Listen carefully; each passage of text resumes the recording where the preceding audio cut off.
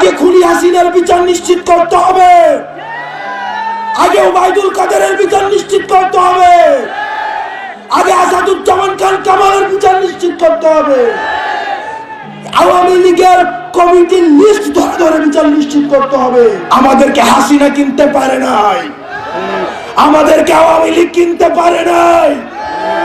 আমরা ত্যাক্ত কণ্ঠে বলতে চাই, এই তরুণ প্রজন্মের সাথে আপনারা যারা বেঈমানি করবেন, আপনারা আমাদের আসনের লোক দেখাবেন, আপনারা বলবেন আমরা মুখ আসন ছেড়ে দিব, পার্লামেন্টে একটা সিট দিয়ে আপনারা আমাদেরকে কিনতে পারবেন না।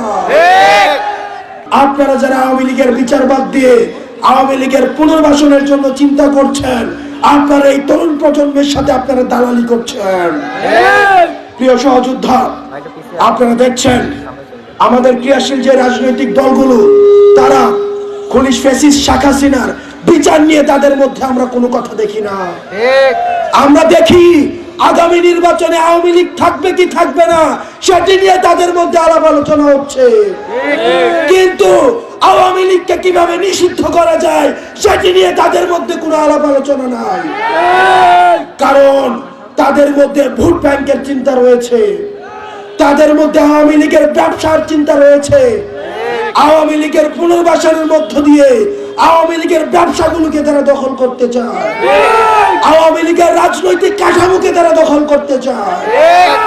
আমরা তরুণ প্রজন্ম স্পষ্ট ভাবে বলতে চাই, আওয়ামী লীগ নির্বাচনে আসবে কি আসবে না, আওয়ামী লীগ পলিটিক্যালি ফাংশন করবে কি করবে না, এই আলাপ আলোচনা অনেক পরে। আগে খুনি হাসিনার বিচার নিশ্চিত করতে হবে, আগে ওবায়দুল কাদেরের বিচার নিশ্চিত করতে হবে, আগে আসাদুজ্জামান খান কামালের বিচার নিশ্চিত করতে হবে, আওয়ামী লীগের কমিটির লিস্ট ধরে ধরে বিচার নিশ্চিত করতে হবে, যারা বাক স্বাধীনতা হরণ করেছে তাদের বিচার নিশ্চিত করতে হবে, তারা জুলুম কায়েম করেছে তাদের বিচার নিশ্চিত করতে হবে। আগে তাদের বিচার নিশ্চিত করা হবে, তারপরে ওই আলোচনা আসবে যে আওয়ামী লীগ পলিটিক্যালি ফাংশন করবে কি করবে না। বিচারের পূর্বে যারা আওয়ামী লীগকে রাজনীতিতে দেখতে চান, আমরা স্পষ্ট ভাবে বলতে চাই, আপনারা যারা জুলাই গণঅভ্যুত্থানে আমাদেরকে দেখেছেন, আমাদের হারানোর কিছুই নাই, ছাত্র জনতার হারানোর কিছুই নাই। স্পষ্ট ভাবে বলতে চাই, নির্বাচনে আওয়ামী লীগ আসবে কি আসবে না সেই আলাপ বাদ দিয়ে আওয়ামী লীগের বিচার নিশ্চিতের জন্য প্রত্যেকটি রাজনৈতিক দল থেকে আপনারা আলাপ তুলুন। দয়া করে ক্ষমতামুখী হয়েন না, ক্ষমতামুখী যারা হয়েছে তাদেরকে দেশ ছেড়ে পালাতে হয়েছে।